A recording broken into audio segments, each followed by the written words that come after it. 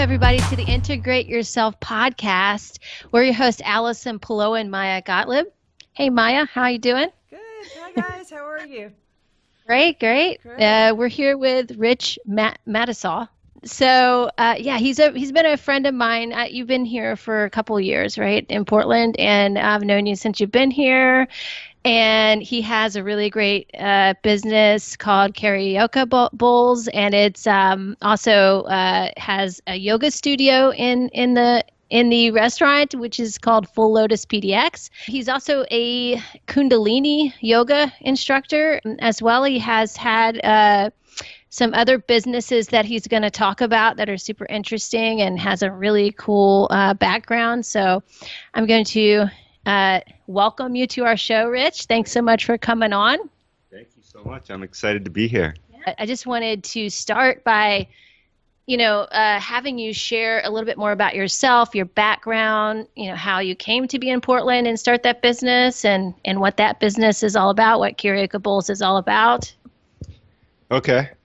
Well, I love the title of your podcast, Integrate Yourself, because as I was thinking about that, my journey, like a lot of people, I think, is about integration. And I grew up in New England and very Western culture, very accomplishment oriented, and always felt like that was interesting in some ways, but not really as fulfilling as it could be. And so I got introduced to yoga due to injuries from playing sports and started to find that the subtle energies were a lot more interesting and a lot more sustainable.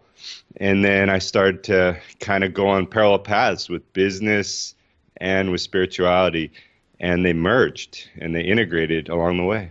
Tell us more about also how you got to Portland. What brought you here? Yeah, well, I had been coming here for years because my mom lives here, my sister lives here, and a few other family members. So I'd always visit and felt like it's such great quality of life here. I was living in Brooklyn, New York, and loved a lot about it, but at the same time, it was a hassle to try to get out of the city and to get into nature and just have a more balanced lifestyle. So I felt like Portland had all the great innovation of Brooklyn without the hassles of Manhattan and with the accessibility to a lot of great outdoors adventures and things.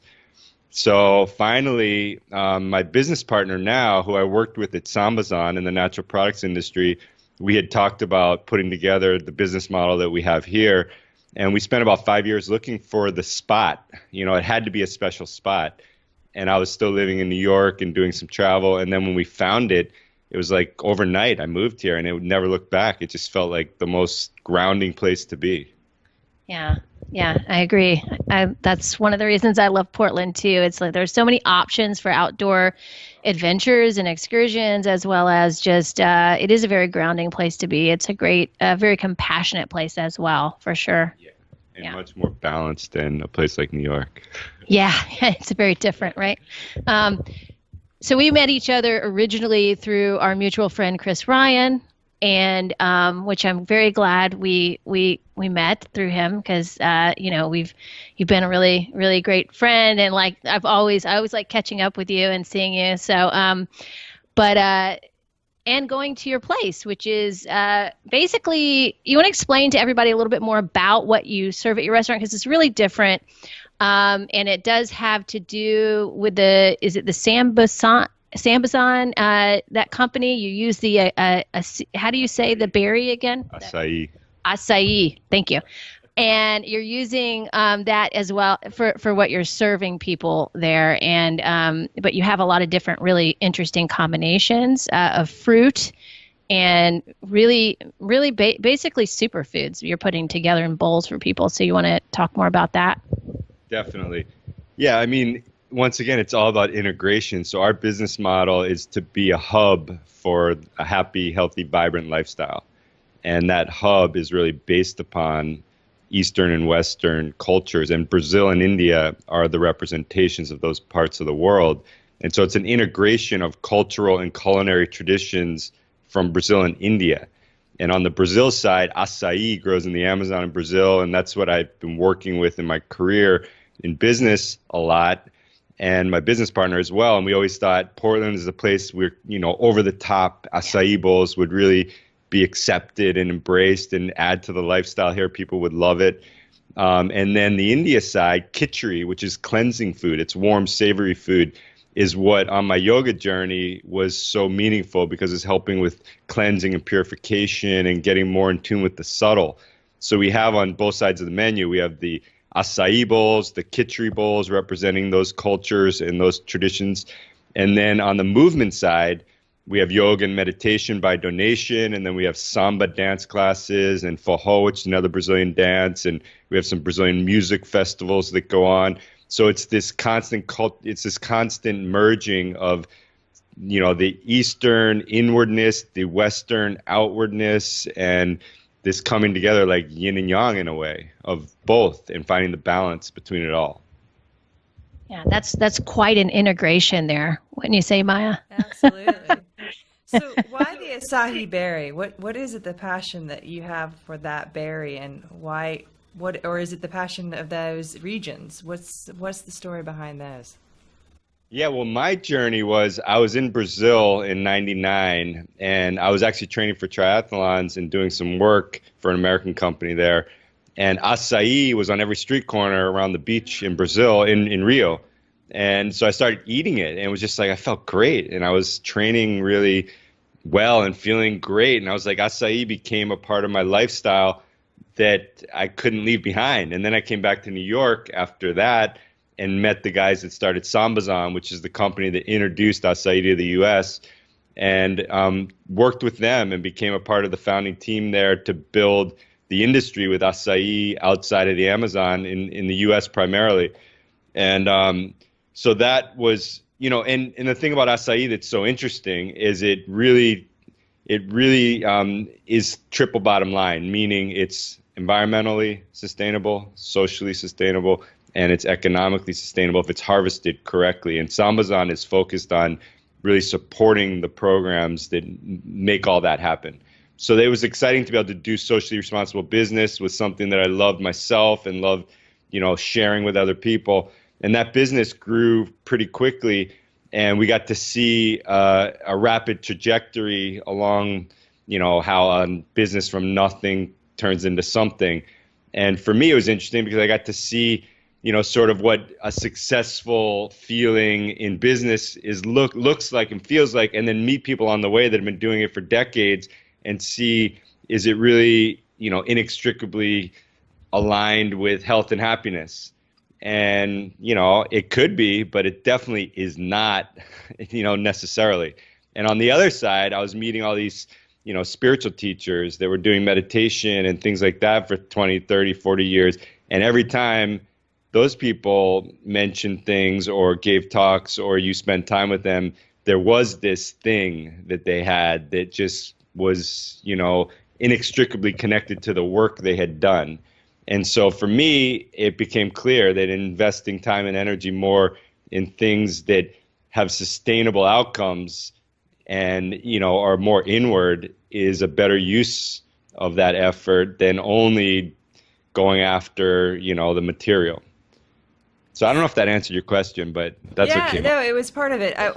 What is the sustainability part about it? What is the environmental side of it? Like, where is it grown? What's the story about it versus, like, say, a blueberry? So acai, the things about acai that are so meaningful are, number one, its nutritional profile has sustained populations in the Amazon in Brazil for hundreds of years where it grows. So it's high in antioxidants, omega fatty acids, and fiber. It grows in the flooded regions of the Amazon. So that's one really important thing about it. The other thing is it only grows where there's flooded plains because it grows on a 40 to 50 foot palm tree. So the tree needs a lot of water for the little berries up top to get some sort of maturity. So it's a very special area that it grows in, but it grows abundantly in that area. And that's why you can't find it in abundance outside of the Amazon. You can't find that sort of the environment that is needed for it. And then socially, it grows wild in the Amazon. And so most of it is, on land in the Amazon where people are just trying to sustain their lifestyle with whatever they have. So Sambazon has been involved with a lot of programs to help educate and provide tools for the people in the forest to get the optimal yield on everything on their land. So it's a sustainable program where you harvest acai when it's best for whatever else is on your land, and you harvest other things as well. The middle of the acai tree has a heart of palm, which is really delicious on salads. So you can cut the tree down for the heart of palm and for the wood when the fruit isn't maturing as well as it was. So you can rotate things around. So that's the social side. And then economically, Sambazon as a leader in the export has been aligned with the fair trade programs. So people are being paid a fair wage that's internationally recognized versus being exploited by a middleman who's showing up in a boat, buying baskets of the fruits in the forest, and then selling them at the market at a huge margin. So by building a factory at the source and being vertically integrated, Sambazon has been able to cut out the middleman and then source directly, bring it right to their own facility, process it, which increases the nutritional value due to the fact from pick to process is reduced, and then also providing the people doing the work in the forest a higher wage. So is this actually helping keeping the forest more viable? Because as we hear about it in the news, that each time it's getting smaller and smaller, and the Amazon is becoming threatened by development. Is this that product was something that's helping keeping deforestation from happening, or is that something different? That is one of the big things. In fact, Greenpeace has identified acai as one of the most important non-wood resources for sustainability in the Amazon. And the reason is very simple. If there's more value in the fruit, people won't cut down the trees. So it is contributing to a lot of protection for the rainforest. Nice. So how did you come up with the name of the restaurant that you have? Like, what's the association with that? Well, Carioca is a native of Rio de Janeiro. And have you ever been to Rio, either of you? No, but I've been to Brazil, yes. But I haven't been to. Yeah, and so, I mean, Rio is just one of the most vibrant places I've been. And so the lifestyle of acai is really associated with like the beach and playing sports, and it's like an active lifestyle. And the Cariocas, the locals in Rio, really represent that. They're just full of, that alegria, that joie de vivre. So what we're doing here is trying to create a tropical hub for happiness in Portland, with tropical plants and bright colors and great lighting. We have a sun painted in the corner of the restaurant, so it's always sunny, quote unquote, in Portland, which is not true. So we're trying to bring the Carioca vibe, the real lifestyle, to Portland in a way. Wow. So it sounds like you have a good accent for you speak Portuguese, or are you? Yes. Oh. Yes. I got into that. Yeah. So Rich, tell us a little bit about how you became a Kundalini instructor, and what, why Kundalini? Why not just a regular yoga instructor? And what led you to that, as well as opening a yoga studio in your restaurant? Well, for me, classical yoga has been what I've gravitated towards. So Hatha yoga and Kundalini yoga have been the practices that I've really embraced and practiced the most myself. And the reason is they incorporate the whole lifestyle. So it's not just an aerobic movement or a stretch. It's involved with the breathing practices, the meditations, the chanting, working with sound, and the whole thing. And really, when I look at what we're doing at Carioca Bowls and Full Lotus PDX, is we're trying to create a place where that whole lifestyle, with the exercise, the breathing, the relaxation, the positive thinking, and the proper nutrition, can all be shared and enjoyed, and constantly you can learn something new or try something new, whether it's in the movement space or in the restaurant. And so I love to practice Kundalini and Hatha Yoga, and I've loved to teach them, because everything you teach goes deeper for yourself. And those are really the main practices that we have in our yoga studio. I also have noticed that you've had some yogis come teach at your studio and do workshops, as well as one that in particular, I don't remember his name, but he does the mini chakra course? Has he come there and taught a workshop before, and you have his book as well, and you've learned from him? You want to talk more about that guy? I would love to, because he's actually coming back next week. Oh, cool. Yeah. Is that the one you invited me to? Yes. Yes. Right. Well, this teacher's name is Sri Shamji, and he started the Chakra Institute, which is in New Hope, Pennsylvania. And along my way, I was fortunate enough to cross paths with him and his organization. And he's a master of sound. So the yoga that he is associated with mostly is called Nad Yoga, which is the yoga of sound. And so through his work, he's been able to interact with the chakras, interact with the subtle energy in a way that's very profound. And his experience was to experience the interconnectivity of the elements within all the chakras. And he calls it the micro chakras, which is the name of his book. And it's basically is explaining the anatomy of the chakras. And so what he does is he can actually chart people's micro chakras, so you can see what is going on within each chakra. And then he also, with sound, helps to open up any of the blockages, if you want to call them that, in the micro chakras. So it's this really practical, direct experience with your own subtle energy, because everything's vibration. And when you're in contact with somebody that can work with sound, like a scientist, you experience vibration in a way that you might not be familiar with. And then all of a sudden your whole belief system can be challenged, because you're directly experiencing things that aren't as tangible as we're commonly taught or believe, that if it's not tangible, it's hard for it to be real. But in fact, the tangible is less real when you get into it all. I agree. I've experienced a similar thing. Each is important to realize, but we don't want to get stuck in one or the other, right? Too much. It's that like balance, right?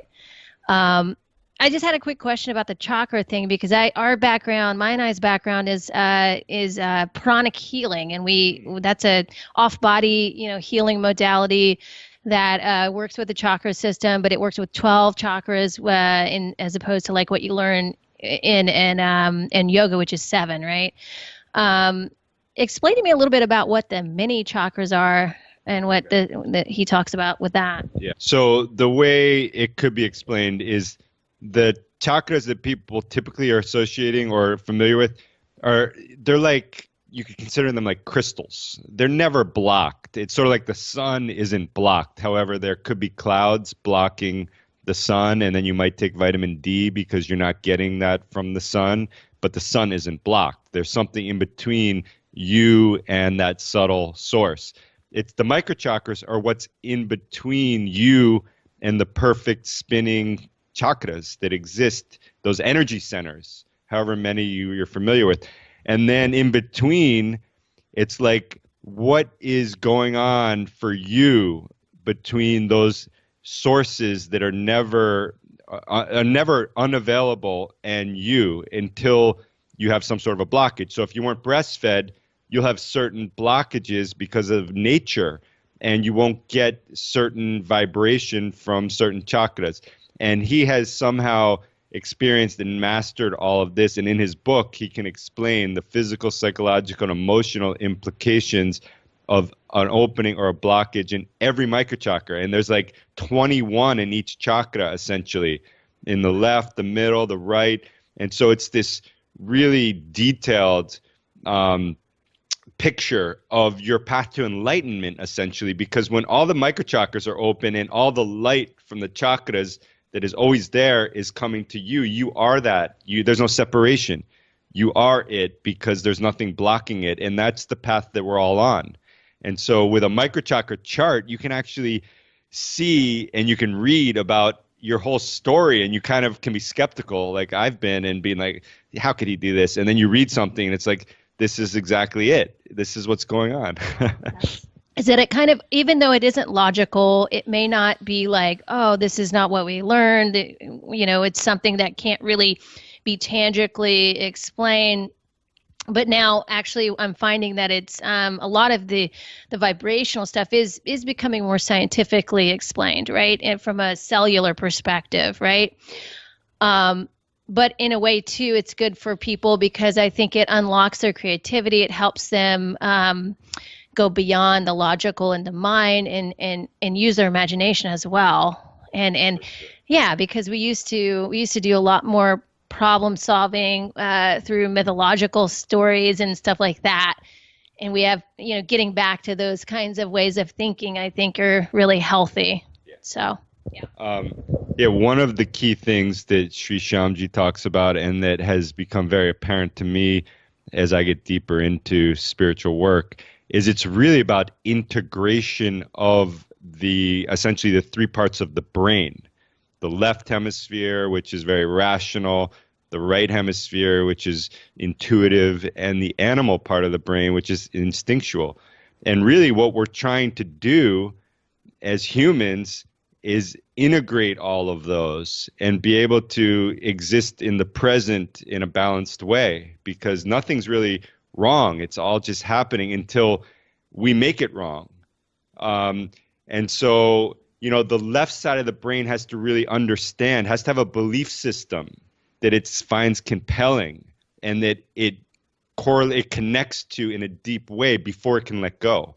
So it is rational. Spirituality is scientific. And that's what, to me, was so refreshing, because I'm not into just woo-woo and being out in La La Land when I'm on Earth trying to have a good experience on Earth. Right. And so if the left side of the brain can understand, and that's what's so interesting about the microchakras, it's like getting an MRI of your physical organism and seeing what's going on in your physical organs, which you can't see to your naked eye, but you can see what's going on in your liver when you get an MRI or an X-ray or whatever it is. With this work, you can get an MRI sort of analogously of your subtle anatomy, because we have a subtle body, and that's the body that continues lifetime to lifetime if you believe in this belief system. And, and that's where we're doing our real work, and the changes are happening, and then we come back and work on more changes.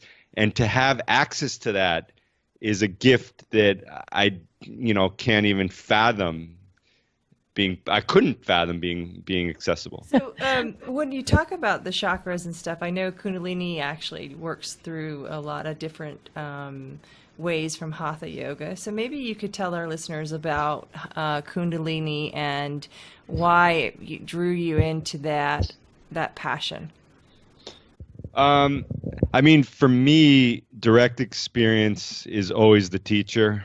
And so, there are lots of kriyas, there are lots of exercises in Kundalini yoga and Hatha yoga and all yoga. And it's like, what is, working for you is what you should continue with, in my opinion. And for me, it's a matter of finding the ability to be grounded and energized. And that's the biggest lesson I learned from yoga, because my life, prior as playing sports and doing things like that, I always felt injured. I felt like I was trying to do more until I couldn't do more. And what I learned with yoga is doing less was making me feel a lot better, and it opened up a whole new world. So it's this balance between energizing and relaxing. And that's why, Kundalini yoga and Hatha yoga for me have resonated the most, because there's a lot of relaxation, which is the most important part of it all. You can't just do a bunch of exercise and walk out of the room and necessarily feel good. You'd feel agitated. So having the balance between grounding and elevating and opening up, and a lot of breath work, because the source that we're the breath is our connection.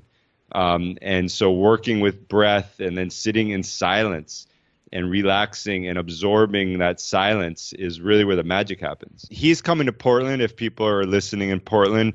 The thing that's the easiest to go to, it's a concert that's being held at the Movement Center on November 19th, which is coming up on a couple Sundays, 7 to 9 p.m.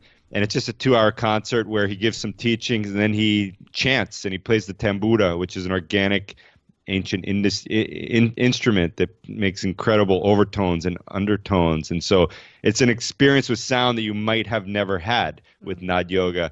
So that's on Sunday the 19th. And then on the 16th, when he arrives, we're starting a 5-day retreat that's being held at another location in Portland called the Little Church near Alberta. And it's a 5-day retreat that's a purification. And this is sort of his master work, because what happens is you work with a liquid protocol to cleanse your physical body, and then with the sound, sequentially and methodically, you're working from the bottom up to essentially cleanse your subtle body. So you're going through this emotional, psychological, and physical opening, essentially, that's just taking layers off. And really, that's the journey. The more layers we take off, the closer we get to the source, which we're just removed from. And so for me, I've done about 8 or 10 of these, and it's the sort of thing I try to do a couple times a year, because it accelerates whatever path I'm on. And I found anybody that has done it, it's been the same for them. It just crystallizes so many things that are going on in your life and every chakra and every energy center. And you find more clarity and focus from the inside out, and less drama. And when you're a professional business owner and you have, like you said, you watch something grow into something successful, there's a lot of parts to that business. So you kind of get into more of a chaotic of life, where you're trying to organize things, get people managed, get everything going. And so I would assume, if this is correct, that to get a clarity like you're asking through doing meditation, doing through the chakra work, you're actually getting to center yourself so that you can do more work in a more efficient way. Is that, would you say the same? Yeah, I appreciate that, and I totally agree. And really what has happened for me, and I'm definitely weird, so don't worry if you think I'm weird, we love weirdos.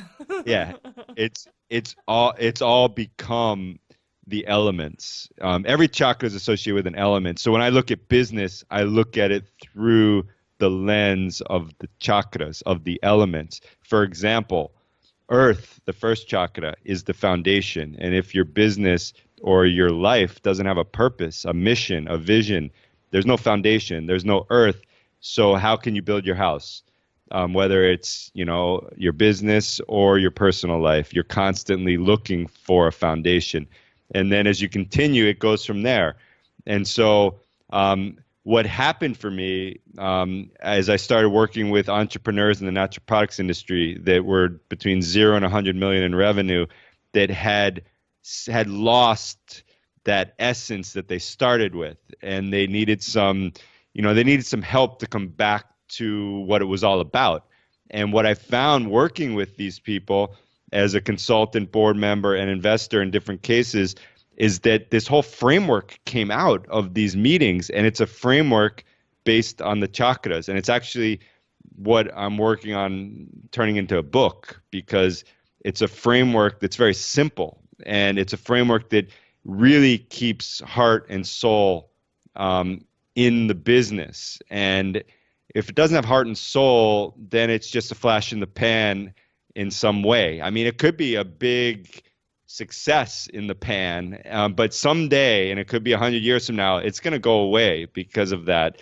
And, on the subtle level, that's going to have an impact on everybody involved. I found that with marketing. It's there's a lot of things that are just put out there, especially in the health industry, health and fitness industry, that just kind of like they're very trendy and people jump onto it, but then it doesn't last very long because people start to realize that it's, the intention there is there's no foundation for it, right? It's just it doesn't work long term. So yeah. Or something like Red Bull, and it's like, yeah, it's a big success in the material realm, but it's hurting people. I mean, I'm not even going to go into what it's doing because I don't necessarily know. I just know that it's not a naturally, healthy beverage. And so down the road, it's going to go away at some point. And, some people benefit. A lot of people, don't benefit from something like that. But if you find in your business model, and one entrepreneur that I worked with, they had lost their way, but their top line was, going over 100 million, and their bottom line was looking terrible, and the heart and soul of the company was sort of empty. And so through the work we did, the revenues came down, and as the revenues came down, the costs also came down. And so all of a sudden, on less revenue, there was profitability, and there was a team that really had something, had something special that, has sustainability and longevity and, hits on more than just the material benefit. That's really cool. Yeah. And it's I love how you are able to help people on an energetic level, basically, and integrate that into the material realm, because that's not something that really happens very often in the world of business, especially. It's all about doing. And Maya and I talk about a lot on the show how, making yourself overwhelmed by doing too much, and being in the doing phase too much is not healthy, right? And you just burn yourself out. And I feel like that's being advocated a lot, especially with entrepreneurs. I'm just like, thinking to myself, it's really about the processing time, the replenishment time, where is a big part of it, I feel like, and the reflection too. Yeah. And that's where like something like yoga, and it could be something else, Tai Chi, Qigong. I mean, there's a million things, a million paths to, one truth. And that is really finding that ease and that balance in it all. And, like more material is not necessarily good. Yeah. Right. Which is a good understanding of why the intention, it has to come back. I mean, we talk about it, but it's talked in a way where people like simplify it, but then if their energy isn't into what they're saying, then they don't remember why they're doing anything. And so business models show up like that have great ideas, but then don't have enough backing to kind of show why it was great, because they didn't have that follow through. And so when we kind of work with other people we're talking to, we found that a lot of people need to have a little check-in to see why they're doing something. And so when you mentioned finding what works for you, that's what we really like to pass on to people, is really a diet or a belief or anything that you're doing has to come to you in center, and you've got to find why you're doing it every time. I know that something that you might even see in even doing the simple yoga meditations or something like that is it brings you back, right? Gives you right back to where you want to be, the beingness of yourself, right? Yeah, and along those lines, probably the most important lesson I've learned is to be connected to sunrise. And that's really the first lesson Sri Shyamji taught me. And he said it's the first lesson his teacher taught him.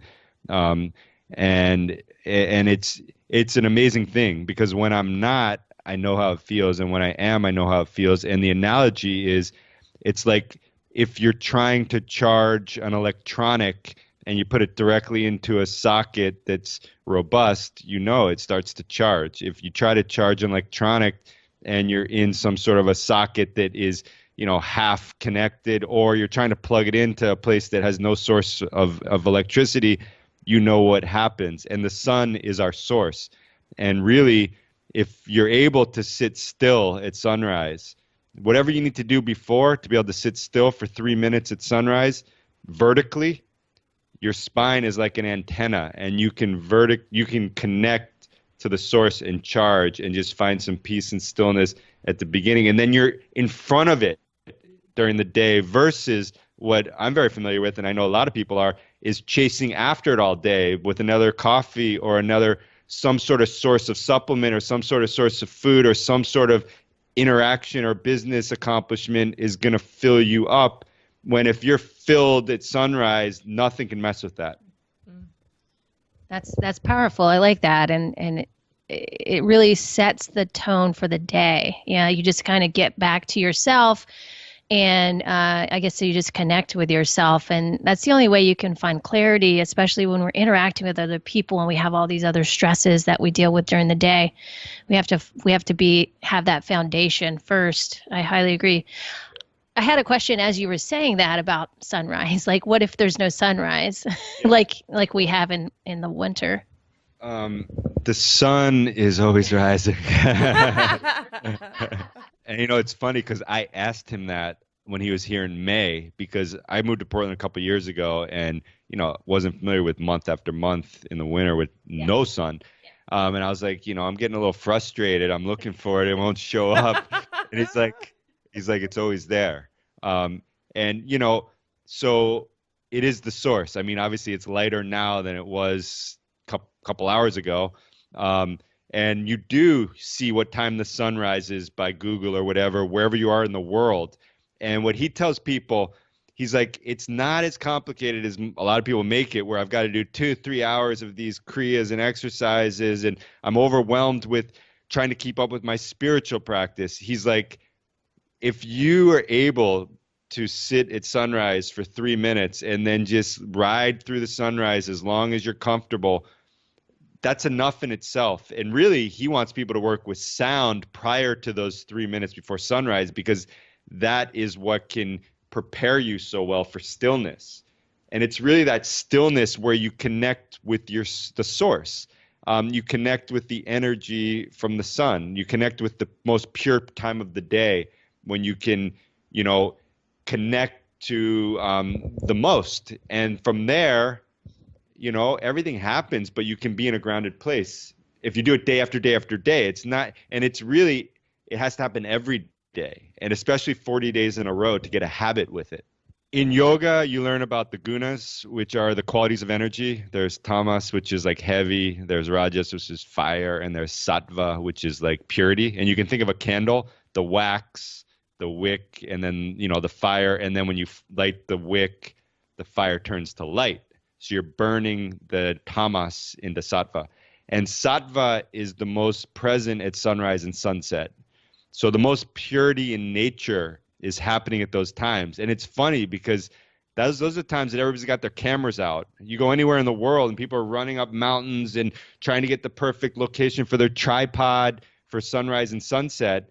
And it's like, okay, so we do understand that it is very precious, but it's really in stillness, in silence, that we connect and absorb. And it's not in activity to try to capture something and then share it, because then it's just another thing that we're trying to find fulfillment with that we never do, and we're trying to get the next one tomorrow. On the sunset part, it's a good time for meditation because of that purity and stillness. So it is another time for charging. Mm-hmm. It's just harder because the day has gone on, and sunset tends to be the most precious time. I mean, if you go to India or other places and see the most dedicated yogis, they're up 2 hours before the sunrise preparing for that moment. And sunset, they do some practices, but it's not as powerful, and I'm not sure exactly why, but I do know that it's a very pure time to sit in stillness as well. So Rich, can you share with us, with our audience, the best way to find you and the best way to contact you?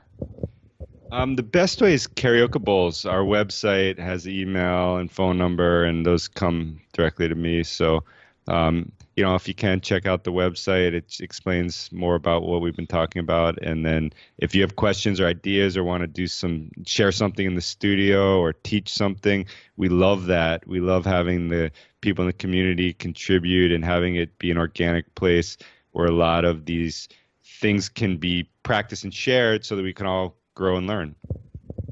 Thank you. Yes, and I highly recommend, if you're in Portland, Oregon, head over to Carioca Bowls. It's a very bright place, and I always go there when I want to feel tropical. So it's really good for that. Really, brightens every aspect. Yeah, I'll have to take you over there when you visit. Yeah. All right. Cool. Well, thank you. Yeah. Great to meet you. Nice to meet you. Okay. Bye, guys. Bye. Thanks so much for watching. If you liked what you saw today, definitely subscribe, give us a like, and share with your friends. Head on over to pureenergypdx.com if you want to comment and share your thoughts about today's show. And be sure to connect with Maya at mayagottlieb.com, and you can find us on Instagram at pureenergypdx and Maya at mayagottlieb. Be sure to go to patreon.com/integrate yourself if you want to support us and integrate into our online community to